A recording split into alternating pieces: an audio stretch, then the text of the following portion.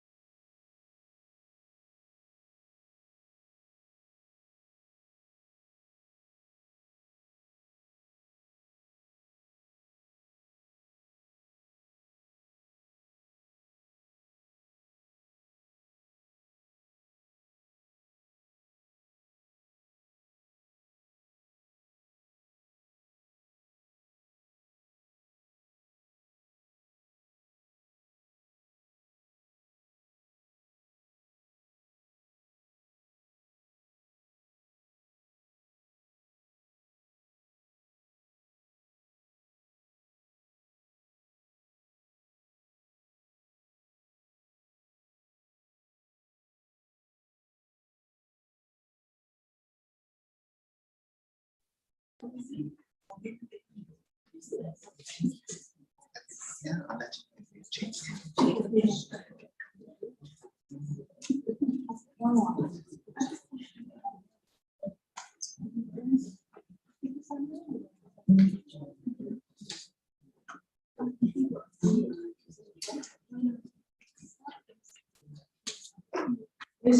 everyone and welcome. Welcome to the public launch of the Deep Sea Minders campaign. My name is Marioni and I am honored with the task of being your MC for today. I just do a quick greetings to all of you who are joining online via the multiple platforms that we are broadcasting live. We appreciate your virtual presence, and a shout out to the media that's in the room. Thank you for being here.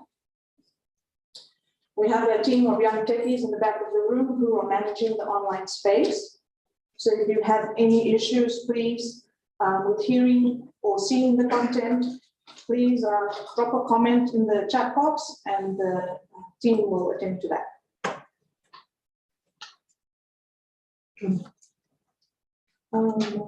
Just to note that the live stream and the recording for the event will be available on the websites of the sponsoring organizations here, and you are welcome to share together with our hashtags to your partners.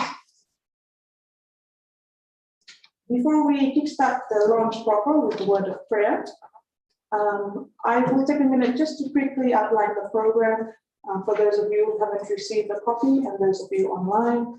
The event will take just under an hour. We will start with the Executive Director of Piango, Siale Ilolahia, giving the welcome remarks today on behalf of the collective of Pacific civil society organizations who are calling for a ban on deep-sea mining.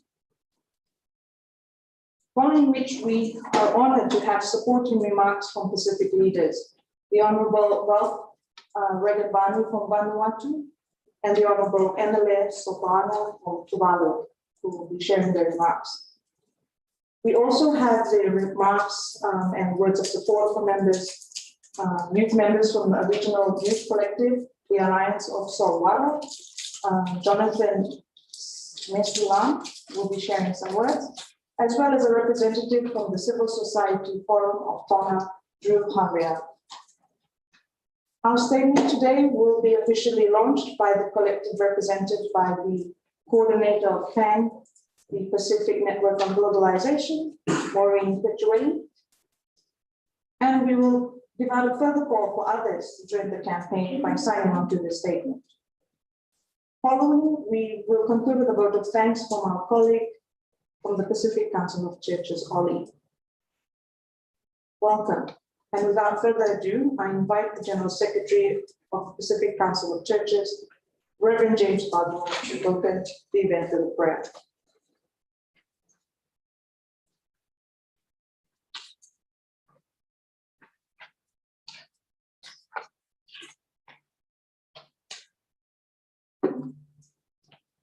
Isa Puluvinanga, and greetings to our sisters and brothers gathered here and joining us from around the region and the world online. Mendamasu, let us pray.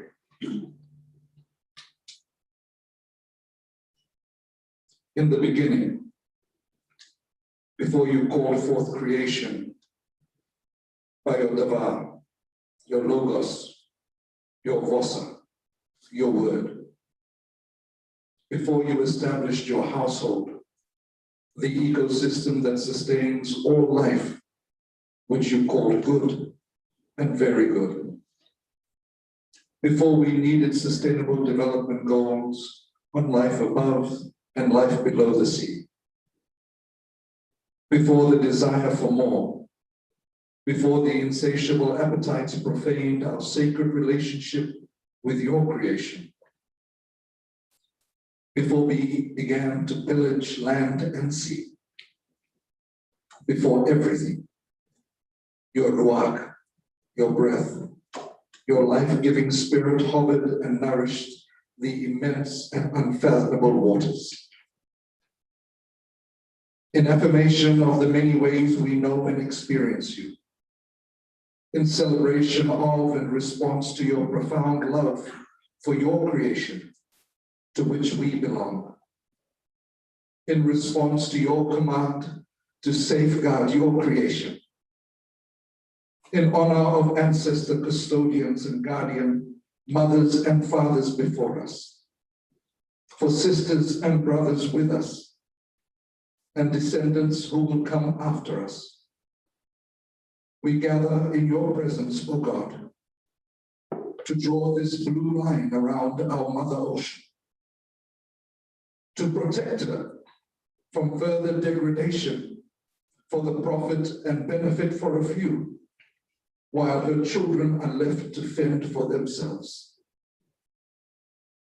We confess that as a people, as communities, there have been times where we have not been able to join our hands to hold firm because we have sought to hold on to empty promises sold with bangles, beads, and baubles. Help us, O Lord, to hold firm to each other, to hold firm to this blue line, to keep our ancient covenant with you and our family of creation. Bind us together in the power of your truth, your love, and your justice. Help us in your wisdom and your compassion that is deeper than any ocean trench, to be ready to extend our hand of fellowship to those who make the courageous decision to walk this line with us. We pray this in the name of your love and your truth, your word made flesh, who spoke his peace to the sea and who gave his life so that we may enjoy life abundantly. Jesus the Christ. Amen.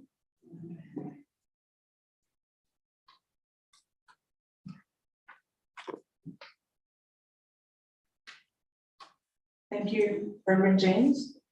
I'd now like to call upon the Executive Director of the Pacific Islands Association of NGOs, Siale.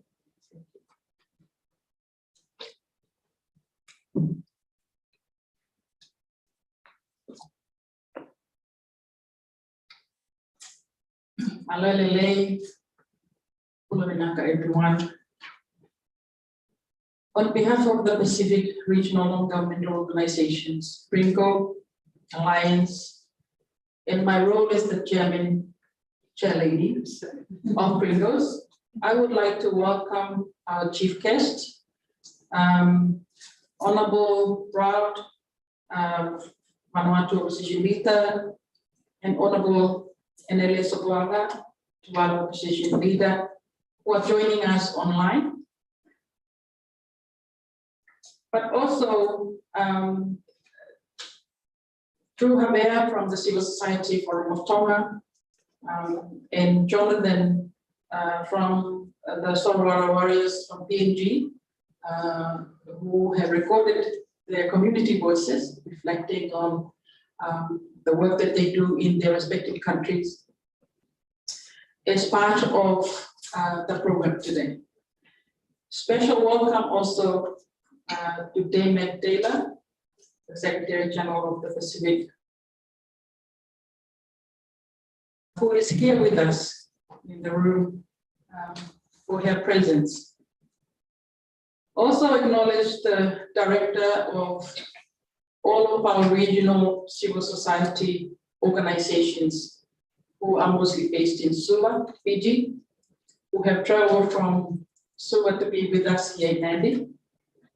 The Director of Oxfam Pacific, for the kind support in allowing PRINGO members to create a space for us to recognize the work that we have done on deep sea mining.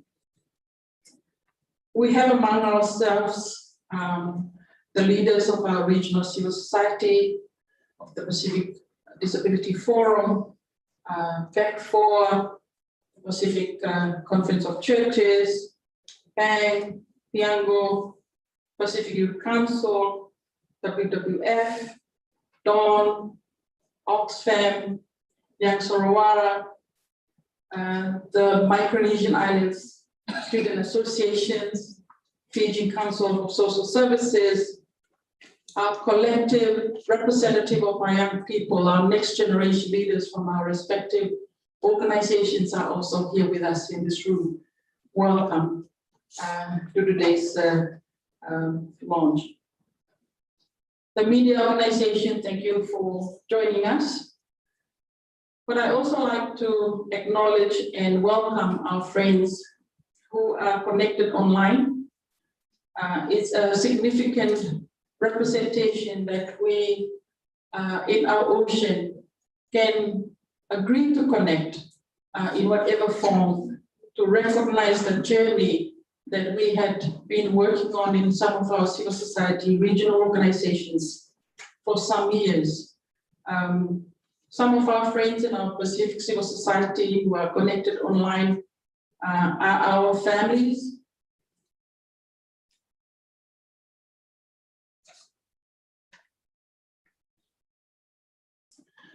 Those that have believed in this cause to safeguard our ocean for the well-being of our children.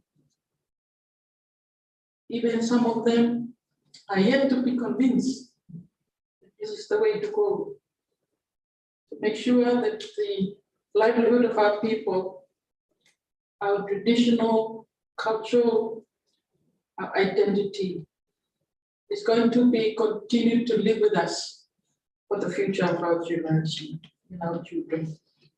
Today is a significant milestone for those of us that have been working on deep sea mining issues, because it has not been an easy journey.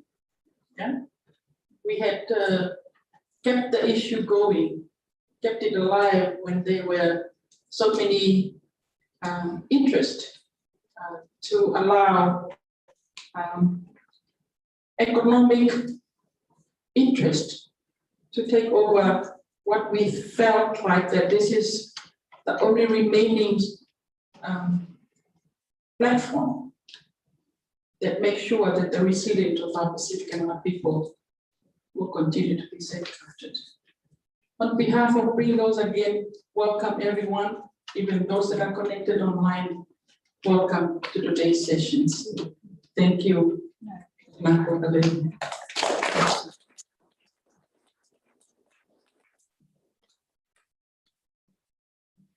Thank you, Siali, for your welcome remarks. We're just going to move over to our pre-recording messages from Papua New Guinea, the Saltwater Warriors, represented by Jonathan Mesulam, and a reporting from Civil Society for Tonga, Drew Haber.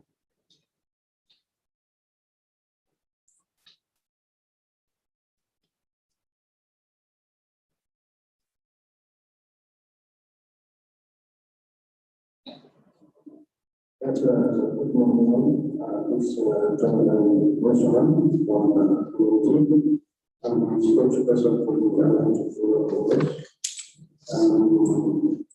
We're very proud of the launching and we understand some of our messages to support the Pacific community.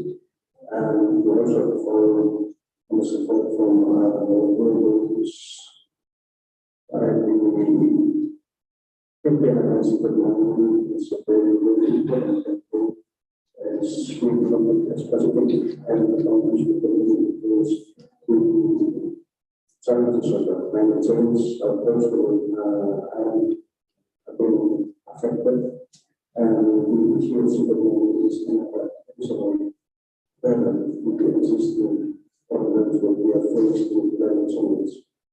So the Alliance of Resolutions was formed in September 2016. And was communities, churches, local CEOs and NGOs, communities or NGOs,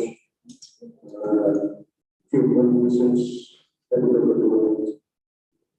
And one was to go for government civil the Alliance of Salvador experience community campaign as a very important and powerful approach in addressing the issue of civil mining. We established this in order to also the message of civil mining, which all of the communities, whenever we established groups such as the churches, especially in terms of number of churches, United Church and Lutheran, and being the forefront of the campaign against civil mining. So we want to support the Pacific culture of churches, the number of churches, and supports the person who is silent and we collaborate at the political level community as well. With this, we also bring great awareness of the moment for very recent series of life. I suppose that the community will very dependent on option for our life. That's the message for this relative. We will now follow with this to support the fire and events of the moment. However, the global process of it's about what the government of the so there's a sustainable then secondly.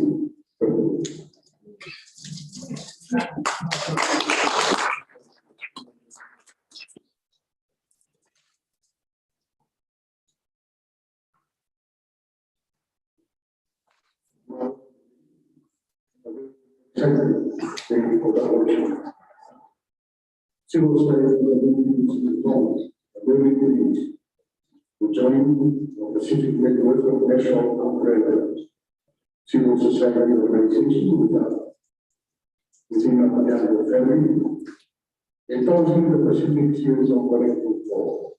The Pacific Law is the whole we contributed to the day, launching the day by sharing our thoughts as series of statements.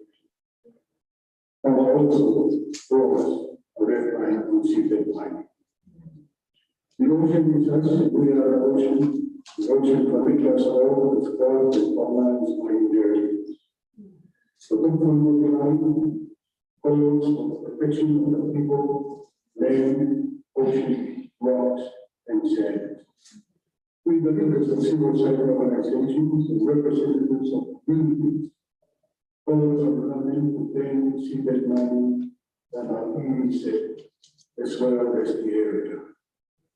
We are concerned that the irreversible destruction caused by seabed mining on the physical ocean environment, and the huge negative impacts on the social, economic, spiritual aspects of the lives of all people. The ocean is a root and empirical water, providing our ancestors with a sustainable source of livelihood, and will continue with our children and their children and many more generations to come. Therefore, we call on the government to respect our home and preserve the portfolio of the land to protect our common and heritage of the unborn and the future generations of our. We call on the commitment and sponsorship of the common offshore wind community. We call on the government to support the communities by saying no to deep sea mining, loving our island, and loving our world. Paul is one of the deep sea mining sponsored countries in the ISA, and it is of great concern to us. So the preventive effort of our Pacific series of is well acknowledged. Malo from the civil society.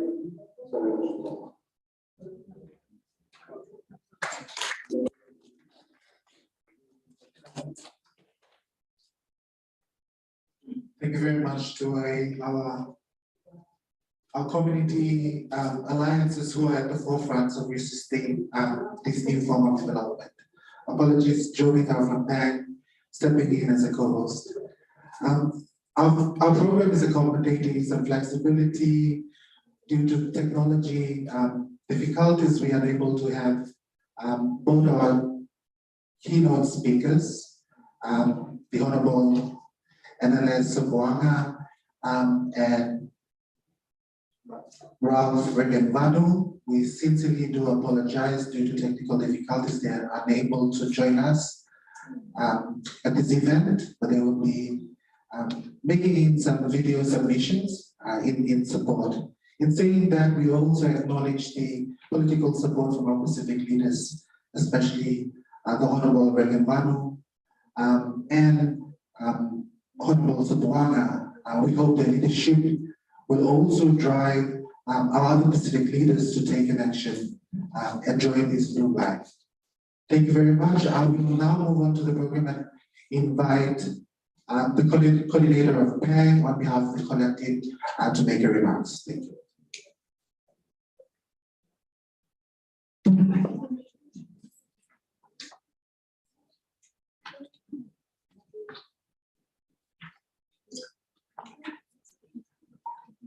It really is a deep privilege today to launch the Deep Sea Minders campaign, public campaign, which calls for the global ban on deep sea mining. As Reverend James and Siale have said, it's been a long journey to come to this position as a collective, which we have done with great care and consideration. Over 10 years ago, in 2010-11, a project sponsored by SPC EU was launched to develop model legislations for Pacific Island countries.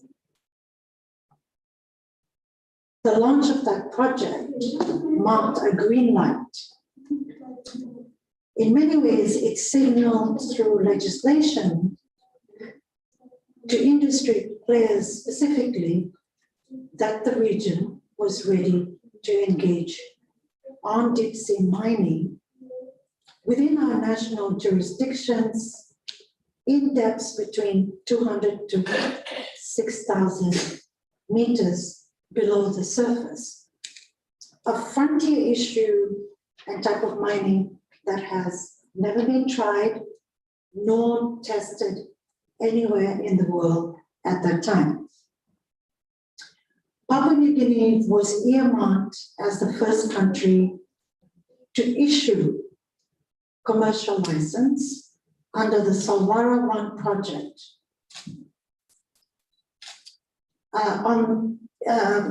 Really at the bottom of the seafloor in the Bismarck Sea, around hydrothermal vents where these minerals sit. 10 years ago, DSM was presented as a low impact. In fact, it was presented as zero impact, high return industry, a game changer, and a win-win-win for all. Through the launch of these model legislations, our own governments, our technical institutions, and industry players transferred the burden of proof to our people and communities to prove why DSM should not go ahead. 10 years ago, our community messages were very clear. They said, we don't want it, stop it, ban it. They were very clear. A group of civil society actors at the time really came around to rally. So the Bismarck Ramu group in PNG, Act Now PNG, SEEK from here in Fiji, Dawn, PCC, and PANG came together to organize ourselves to arrest and slow down the green lighting of DSM, which was presented as imminent. It was given as a proposition that this would go ahead. For us as a collective, we had to learn the language of DSM, its institutions and structures, its financiers, and then to take the message to the global community, to Europe, Bremen in Germany, to California, desert, which was once a great ocean, to the UK, Norway, Jamaica, the UN in New York, to make the case for the global community to pause, to invoke the precautionary principle, to allow for science to better understand impact of mining, of a type of mining in a new frontier. We called on our own governments to recognize transboundary harm. The ocean does not recognize jurisdictions, and called for the principle of do no harm. 10 years ago, when we put out the call for just a pause, we didn't even use moratorium then. We were saying, slow down. We were met with ridicule by industry players who said, there are no communities who live down there. At the bottom of the ocean, no communities live down there. So why should we consider the voices of community in an issue that was seen minerals is owned by governments? We were called anti-science. We were framed as anti-development activists. Despite it all, we persisted with a call to slow down the process. Today, we stand before you as a collective, really to acknowledge our people. First and foremost, from the Bismarck Sea, the Salwara Alliance, our fishermen in Tonga, our church leaders, our women leaders, our cultural leaders and practitioners who have, from the very beginning, told us, in so many ways, no more. We also acknowledge the leadership of our political leaders who took unpopular positions to start to support the call for a pause. For Pacific peoples, our ocean has always been viewed as an empty space, a void, a space in which great tests and experiments have taken place under noble causes. First, for world peace. In the past, it was used for the proving ground for nuclear weapons. Our people drew a blue Pacific line and said never again. Today, DSM is presented as necessary under the false narratives of green technological revolution by industry players and our own governments to address the climate crisis. Today, we once again join to draw the blue Pacific line against those that seek to protect it and those that seek to profit through its destruction. Scientific understanding of the ocean is far greater than what we knew 10 years ago. Scientists warn us of irreversible destruction of biodiversity. They warn us of climatic doomsday scenarios, particularly around methane seeps. Recently, they warned us about the carbon storage facilities of our ocean floor itself. Recovery of biodiversity destruction would be something that would not happen in human timelines. This is the consequences of sciences and what scientists are now calling for. The call to ban DSM is really a call to protect our ocean. If the great forests of the world are the lungs of our planet, the ocean is its blue heart. Its life-giving functions, oxygen, absorption of carbon dioxide, home to millions of living creatures, a source of Pacific people's identity, cultural, and spiritual well-being. The call to ban is a call to invoke Pacific people's guardianship, responsibilities of the ocean, not just for ourselves, but for future generations to come. The call to ban is a call to protect the integrity of the ocean, to restore it. Our greatest gift to the world in terms of addressing the climate crisis is really to protect its life-giving function. We need to keep carbon dioxide, those storage functions, healthy and active. That's our greatest contribution to the climate crisis. It is not through green technology and minerals. That is our greatest gift to the world. Today, we launched the public Deep Sea Minders campaign. It is now public. So we call on Pacific peoples, individuals now, keep a lookout for our Deep Sea Minders teams when they come up, because they will be coming to talk to you to raise awareness about our ocean, what it means, and why we stand to protect it. The launch will have a home, a virtual portal that you can sign on to. But our direction is to come back to our leaders, our Pacific leaders, 10 years later. In 2012, we were in the Cook Islands, knocking on the door, because that was when the Pacific consented through its model legislation, bringing us to this time where we draw a blue line again. With those remarks, we launch the Deep Sea Minders campaign.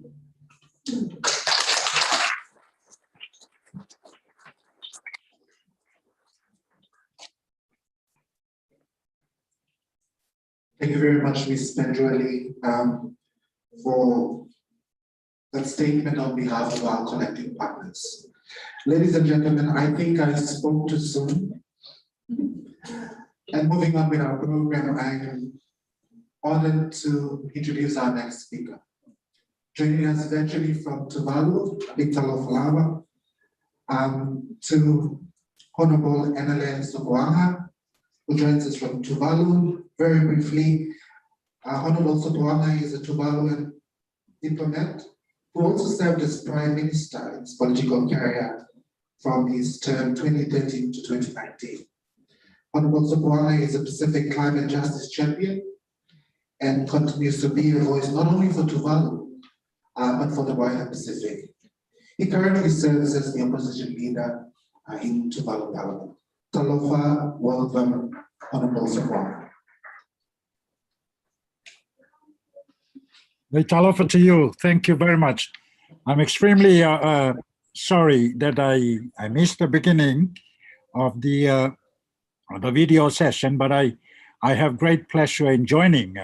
I heard a little bit of what the director, the lady, was talking about, and I suppose I get a feel of the intentions and the expectations of this discussion. I'm really happy that I'm on board now. Thank you. Do you hear me? Yes, we do hear you. Hello? Yes. Yes. Right. Absolutely. I spoke at the United Nations on the summit, the World Summit on Oceans, and many of our colleagues were there, including a number of Pacific leaders, island leaders were there, prime ministers, presidents, under, of course, the special rapporteur or special envoy on oceans was then His Excellency Thompson of Fiji, ambassador. At that session in New York, I underscored 3 points. The first one was the safety of our oceans and the necessity, the need for the protection of the rights of island people particularly those who are vulnerable to impacts of not only climate change, global warming, but certainly also plastic and litter. And one effect that I was putting on the floor was the necessity of urgently working on securing the baselines of island countries. And these baselines ought to be properly measured, surveyed, and legislated so that irrespective of the impacts, the effects of sea level rise, these island countries in the Pacific will still have the right to claim for their regional baselines that they didn't lose any portion of sovereignty, their sovereignty rights, because of sea level rise and so on, and climate change. I was happy because at the discussion, my point there was well received by the United Nations, by UNCLOS, by DOALOS. This is the Department of the United Nations dealing with the law of the sea and so on and so forth.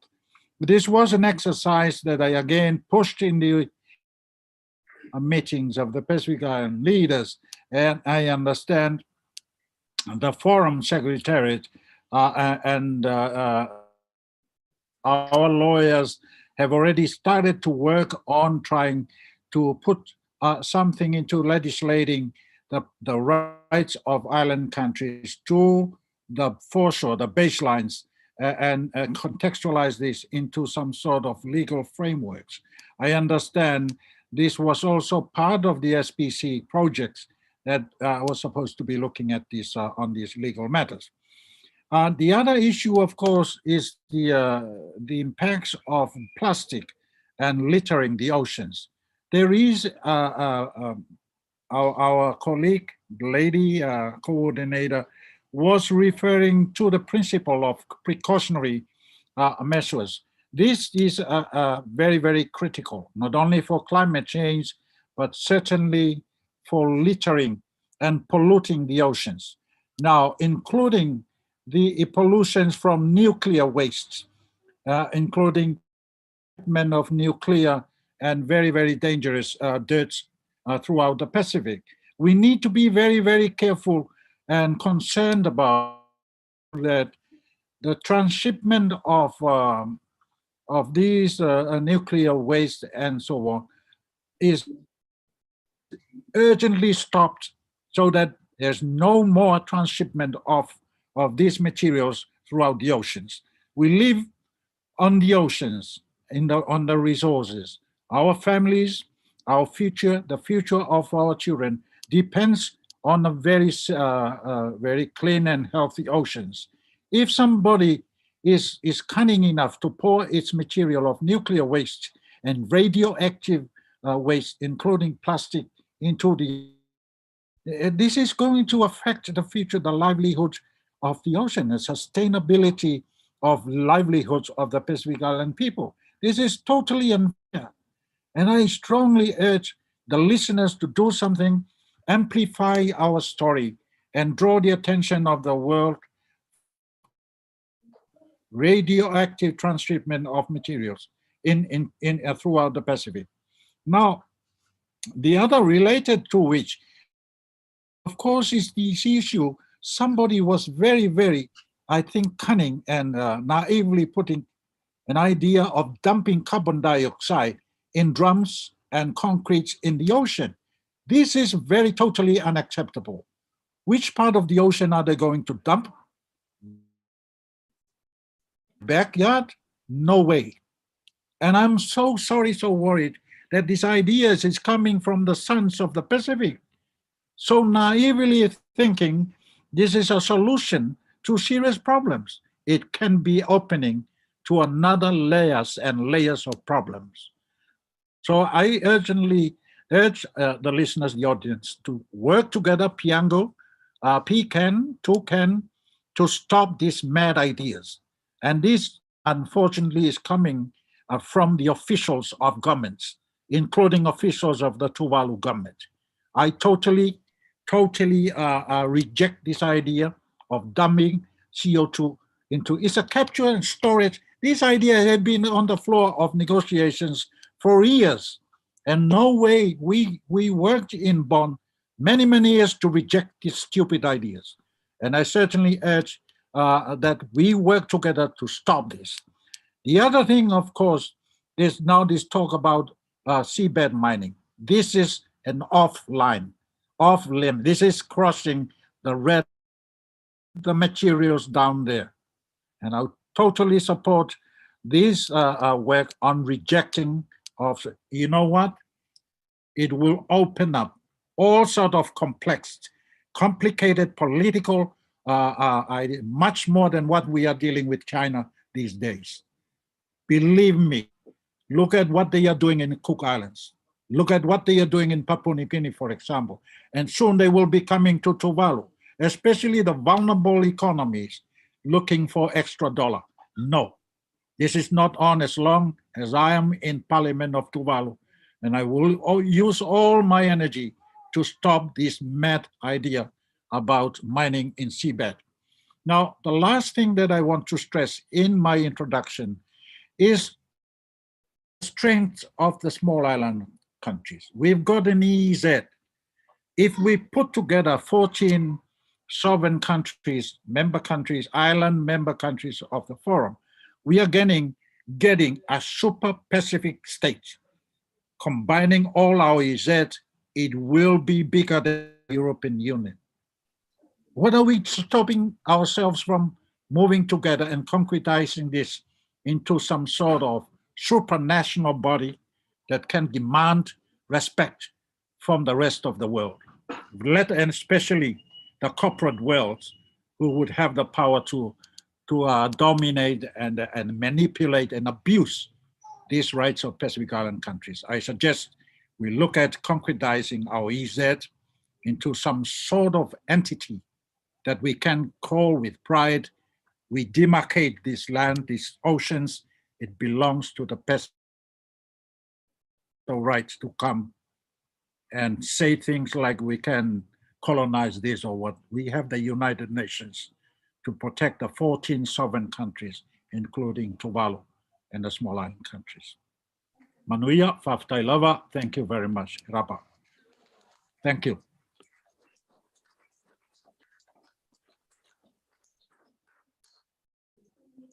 Naka, Honorable Sopoana, for your words and for reiterating the messages that we're here to share with the world and the call to say no to deep sea mining.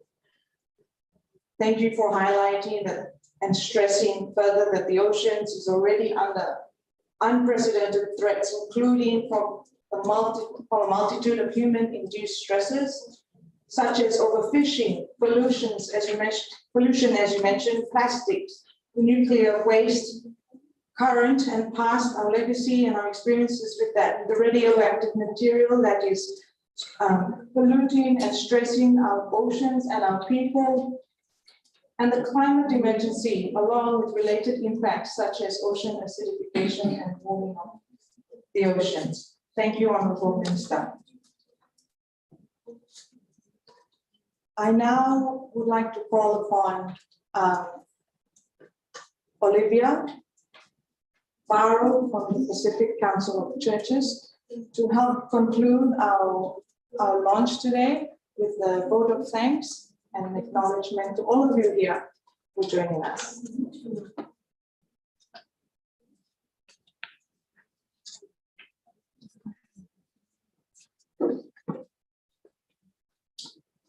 Chief guests, leaders of organizations, our viewers tuning in online, ladies and gentlemen, it is an honor to stand before you all and acknowledge the many people, organizations who made this day possible.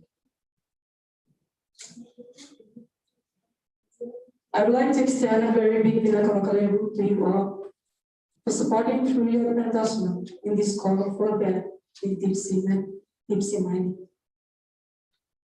It is indeed an important time for us, especially the younger generation, to walk and work alongside our mature, learning and recognizing the value, the life, the wisdom, and the soul of our identity that comes from the last frontier we are here to protect today.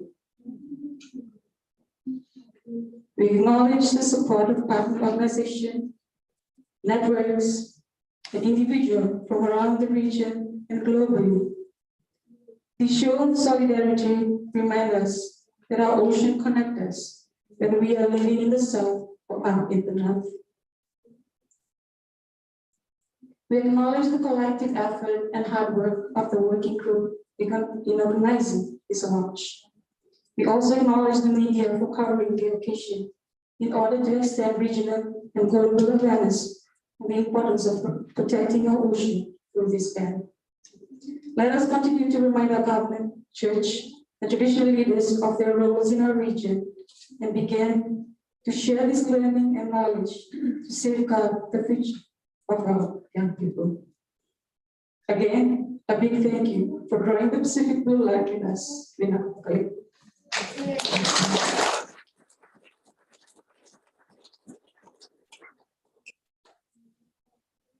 Thank you all again.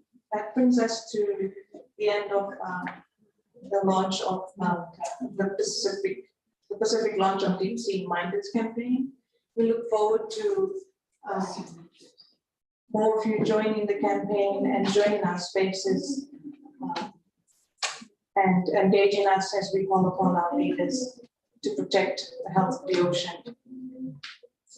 Without further ado, the statements are online with our partner organizations that have been supporting this campaign, Piango and WWF and so forth. We can follow the statement movement, and if you want to join, please reach out to the organizations. As Maureen mentioned, the team will be going around to the different communities to mobilize and amplify this call. So thank you all for joining us. Thank you to those of you online, and we look forward to joining with you on this.